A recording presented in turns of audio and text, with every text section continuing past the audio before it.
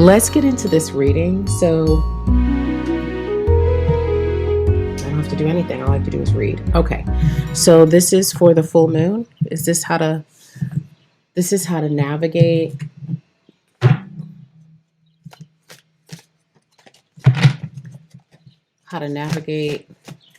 the planetary changes and the disruptions on the planet. Do not fear the planetary disruptions. Do not fear the family disruptions.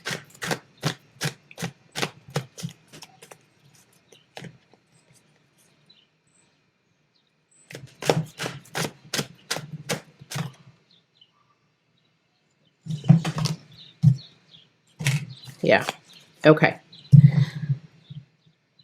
I don't feel centered in that. I feel like I need, okay. It's so weird to me. I'm like, I feel like I need to do something. And Spirit's like, no, you don't have to do anything. Just read. Okay. So we have the 5 of Cups here.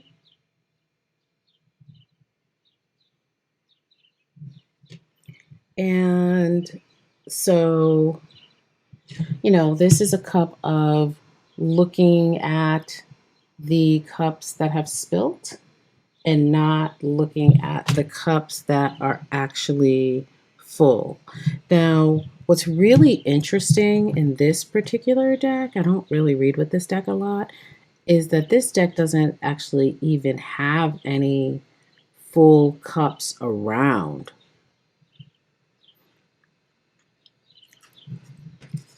But I see what's going on. So this one, all the cups are turned over, right? But what's in the distance is this castle. And this person is not even looking at the castle because they're looking at the muddy water. They're looking at what's not working. They're looking at the wrong thing. 5 in numerology is a number of freedom. And there's freedom in understanding that you are the one, that you are one with Source. You've come to believe that you are something different. You've come to believe that you are less than. But there is a light at the end of the tunnel. In every card, there is a warning and a divine truth and a happiness. You have the ability to walk on water, but you don't believe that you have that ability. And so you act like the onlookers instead of being the main character, instead of being the one that actually walks on water, instead of believing in the truth, instead of believing in the stars, instead of believing in the sun, you believe in the sadness, you believe in the muck, you believe in the gossip, you take part in the gossip, you take part in the low vibration instead of harnessing all of your energies. Every single one of you has everything that you need at your fingertips. Cleanse your chakras, cleanse yourself from head to toe. Bathe in salt. Get your doctor's appointments. Check your heart. Make sure your heart is beating properly. Make sure that you're nourishing yourself.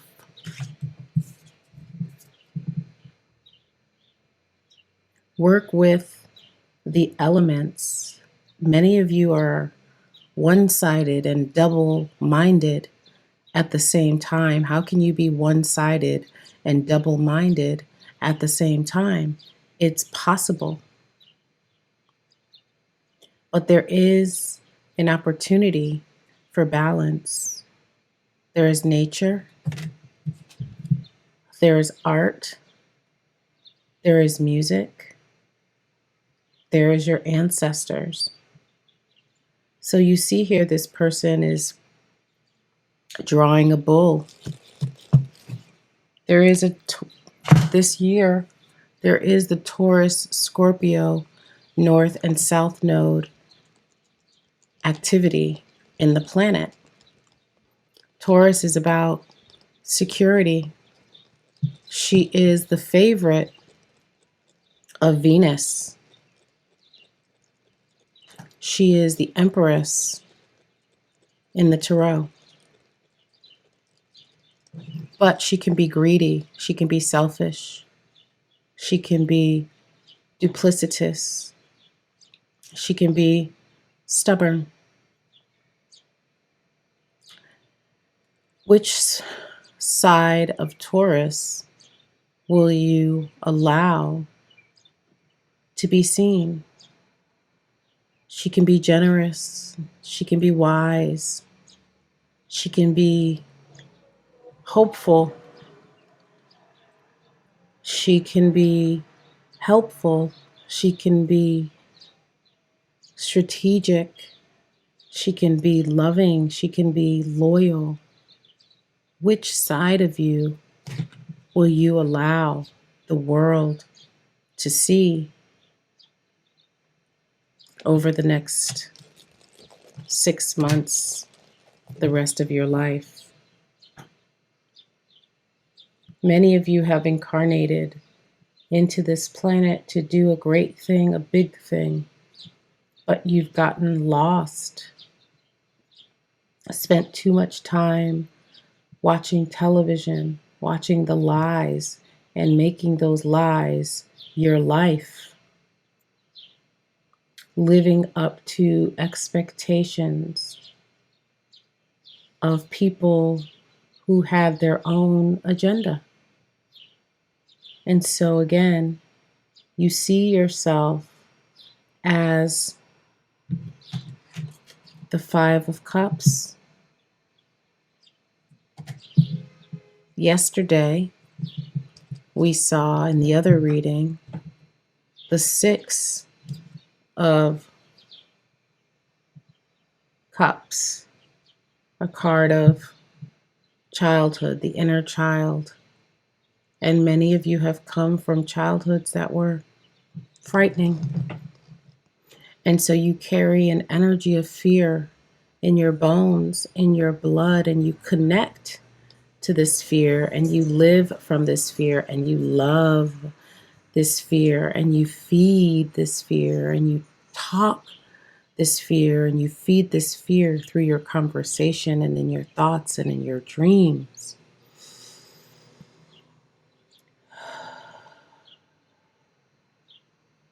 Set yourself free.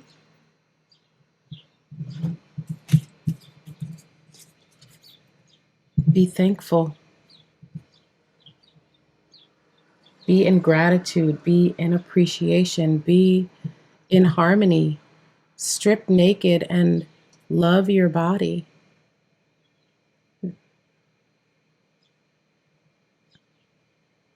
Zoe has often spent many years critiquing the body, wanting to change the body, mold the body.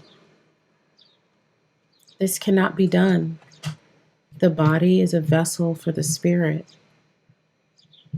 You came here in the body that you needed. Treat your body well. It is a spiritual vessel. It is a vessel for magic. The Magician card shows us that we have everything we need. We have air, earth, fire, and water in this card.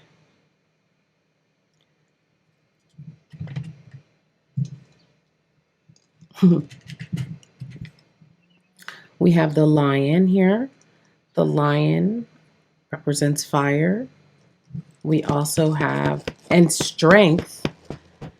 In most tarot cards, you don't see the lion. with the Magician. So it's very interesting here that this figure has the power to tame the king of the jungle. Crown the king. Crown the king. You are the one. You have the cups here. You are one with the all. You are one with the universe. Let no one tell you different. You have the cup here. You have the pentacles here. You have the wands here. And there's another animal in the back.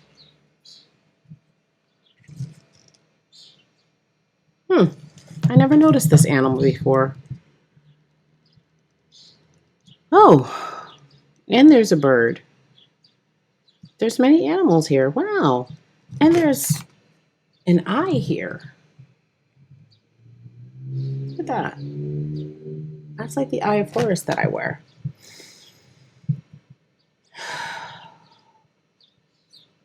I love that. Well, is that it? Is that the only message? Okay, there's a little bit more. Okay. Oh, okay. All right. I like this. Okay. All right. So we have the Chariot. So this card is a card of moving along in the way that you need to.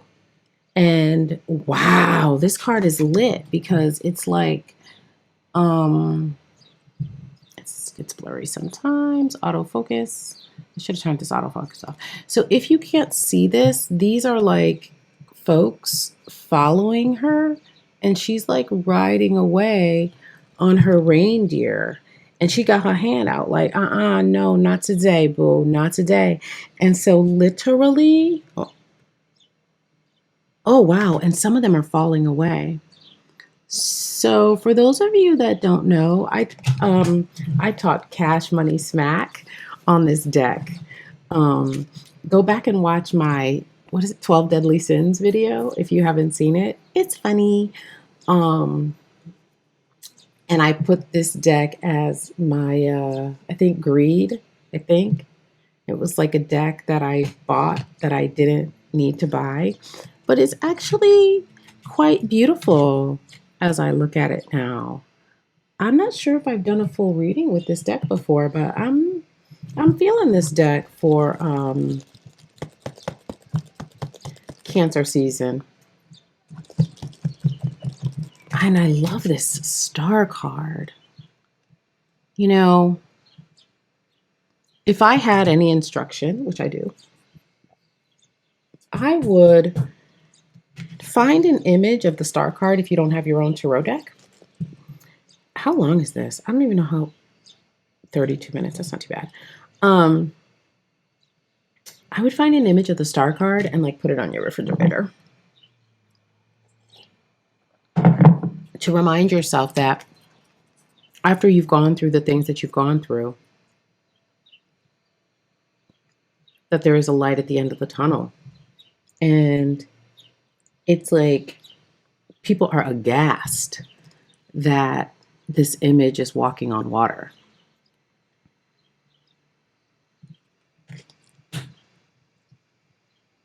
Yeah.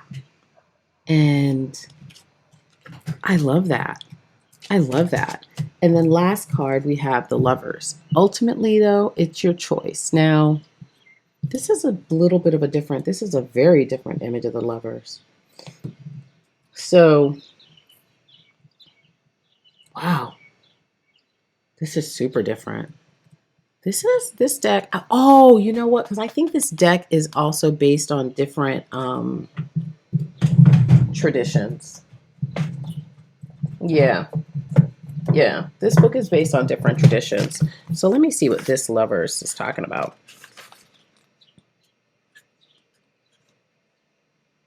Yeah, that's right. Oh, this deck. Oh my God.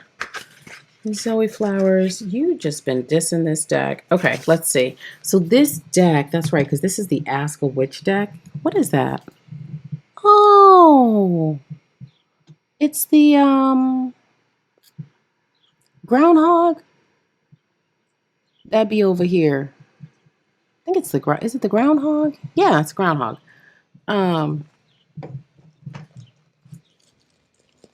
Groundhog. So anyway, he be over here doing his thing. They. Gosh, I hate that indoctrination. So this deck is different witches. Okay, so this is for the lovers. This is Titania. And it says, according to widespread theology, during the darkest era when they were being persecuted in the early modern ages in Europe and on the east coast of the United States, witches gained their evil powers by entering into pacts with the devil. But the confessions of some of them tell a different story.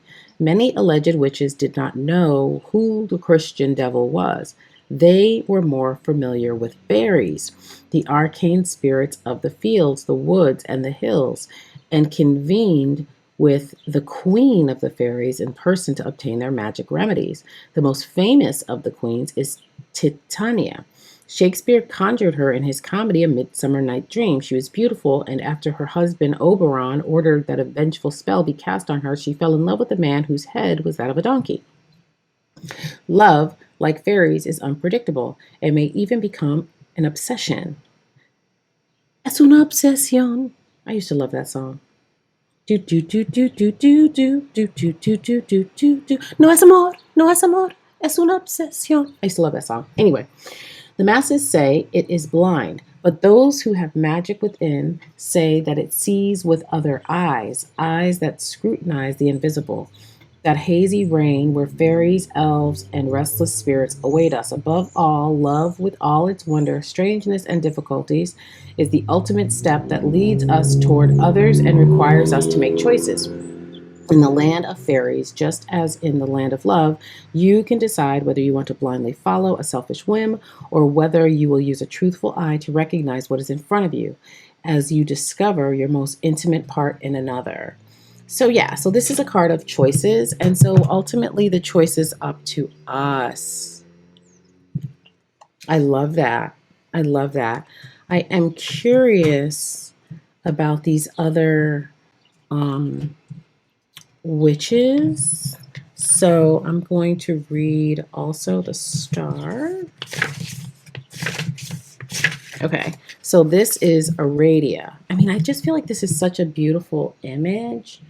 Her with her foot on the water like that. I think if I bring it too close, it might get a little. Oh, there we go. Perfecto. Look at how beautiful. And they're all pointing like, ugh. Like this is us. This is us.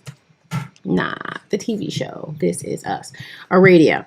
After a long journey, a heron returns to its home waters, bearing the messages from the living, their hopes. He entrusts them to the waters that reflect the quiet night and the stars. One star sees them and comes to the water's edge, where it lands on its toes as if it were dancing. It is Aradia, the daughter of Diana, the queen of the witches, and creator of the rain, the stars, and the sky that surrounds them.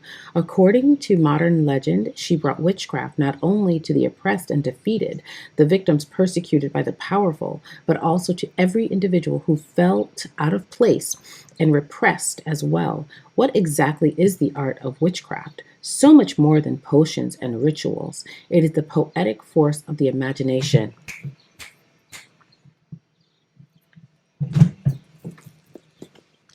Over. It is the poetic force of imagination. That's all it is. That's all it is. I love it. The ability to perceive bridges and pathways where most see only abysses and barriers, and to walk into the future without ignoring the facts of the present. It is the hope that restores your soul, that opens your eyes to a landscape of possibilities, and that asks above all that you do not surrender. With the patience of the water that wears away the rock, or of the memory of who we are and who we can become, a memory that gives dignity to all suffering. Aradia takes the heron's messages and sends him back into the world. When the star appears, it asks us to shine, to listen to its promises. Regardless of what happens, we are part of life and we give light to a star that is all of us, period. Period.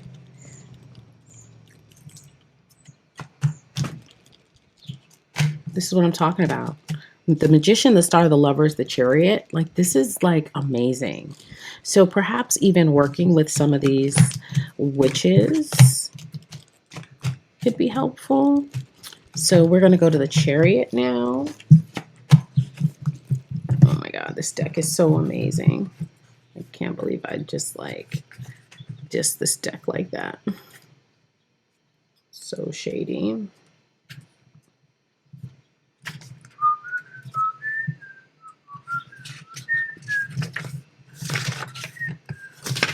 Okay, Holda. So this is Holda. I thought, yeah, yes. I felt like this was the male, but we're gonna see. Yeah, this is it. This has to do with the Santa Claus, that they turned into a man. That there was a goddess that rode across the sky on a reindeer. Okay. Holda, a woman rides across the night sky, leading a band of characters that at times shines like fallen stars. If you look more closely, you can see animals and humans and even children who hold onto the cape of Holda, the wild huntress of Germanic legend, and to the fur of the great stag of the forest, the symbol of spring, the season of rebirth. They are the spirits of the dead and of nature moving across the earth in search of hospitality, some so they can return and some so they can abandon it forever. They trust in the benevolence of Holda, the goddess and witch who is daring and kind. When the end of the year draws near, the borders between worlds becomes fainter, the night becomes magical, and you can feel the breath of those on the other side as they sigh. This depiction of the chariot tempers the excessive ambition that sometimes characterizes it. Yeah, it's true so the thing about the chariot is it's like the way this magician that I met a couple months ago explained it to me was that the chariot is like when you look like you have it all together by society standards, but if you look behind the gate, things aren't so amazing. And so, yeah, so that's also why I feel like even though this is she's carrying them across the sky because this has to do with that witch. I still feel like for our interpretation that these are like the voices in our head that we're dragging along. But we're gonna finish reading this because I love this. So this depiction of the chariot tempers the excessive ambition that sometimes characterizes it. With this card, we embark on a journey into the world to discover our true desire, the one that will never abandon us. When we depart, we establish what we wish to achieve, believing that nothing will hinder our progress. But every voyage is a wandering filled with unexpected encounters. It will not be the destination, but rather the path that shapes us. As it winds through things, both material and spiritual, Holda leans down and extends her hand. It has the cold smell of the woods, of lost dreams and of flames that light up just on the other side of night. She says, don't leave anyone behind. I love that. So as I've gone on in this, okay, I don't have to read that one. I do feel like this message is resonant with the full moon in Capricorn. That's happening on the 13th here in the eastern part of the United States. So, yeah, on Wednesday, the 13th. And so the thing about, Capricorn is it is about goals. The Capricorn could be likened in a little bit to the chariot, even though it is technically Capricorn is linked with the devil, but I feel like it has that same energy because the devil, you know, it's like, what are you addicted to? That's what that devil card represents. It could be substance abuse, it could be sex, whatever. It's just like, you know, because Capricorn is also like a sign of punishment and BDSM, and you all that follow my videos, you already know this. I don't have to go into this anymore. But yeah, I feel like that Chariot has that same energy. That Chariot can go too far, just like Capricorn can go too far. Um, with ambitions and things like that. So, in an effort to not go too far, I'm going to end this video right here. And I would love it if you told me what you think about this reading. That was a little all over the place, let's be honest. But listen, we're doing something new. I don't know where Bartholomew is going to take me. I'm sure it's going to be amazing and fantastic and wonderful. I don't know about moving to the Southwest.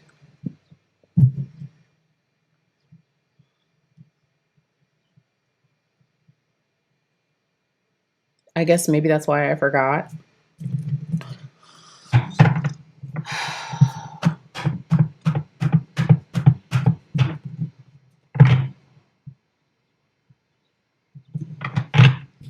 I'm not going to worry about it.